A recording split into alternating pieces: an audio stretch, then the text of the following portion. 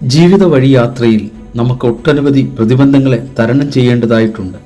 പ്രശ്നങ്ങളും പ്രതികൂലങ്ങളും കാണുമ്പോൾ മനസ്സ് തളർന്നു പോകുവാൻ സാധ്യത വളരെയാണ്.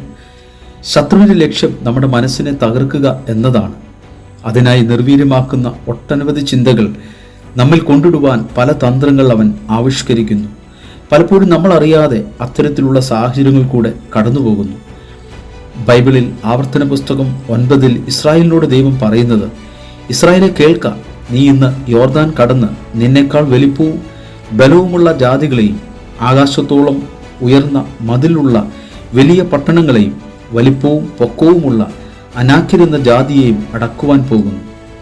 അനാക്യരുടെ ശക്തിയെപ്പറ്റി തുടർന്ന് കർത്താവ് പറയുന്നത് ഇപ്രകാരമാണ്, നീ അവരെ അറിയുന്നുവല്ലോ, അനാക്യരുടെ മുമ്പാകെ നിൽക്കാവുന്നവൻ ആർ എന്നിങ്ങനെയുള്ള ചൊല്ല് നീ കേട്ടിരിക്കുന്നു.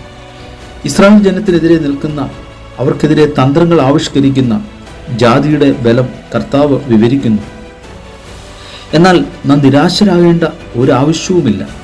നാം ആകുലചിത്തരാകരുത്. ദൈവം ഇസ്രായേലിനോട് പറയുന്നത്, എന്നാൽ നിന്റെ ദൈവമായ യഹോവ ദഹിപ്പിക്കുന്ന അഗ്നിയായി നിനക്ക് മുമ്പിൽ കടന്നു പോകുന്നുവെന്ന് നീ ഇന്ന് അറിഞ്ഞുകൊള്ളുക. അവൻ അവരെ നശിപ്പിക്കുകയും നിന്റെ മുമ്പിൽ താഴ്ത്തുകയും ചെയ്യും. അങ്ങനെ യഹോവ നിന്നോട് അരുളി ചെയ്തതുപോലെ നീ അവരെ നീക്കിക്കളയും, ക്ഷണത്തിൽ നശിപ്പിക്കുകയും ചെയ്യും.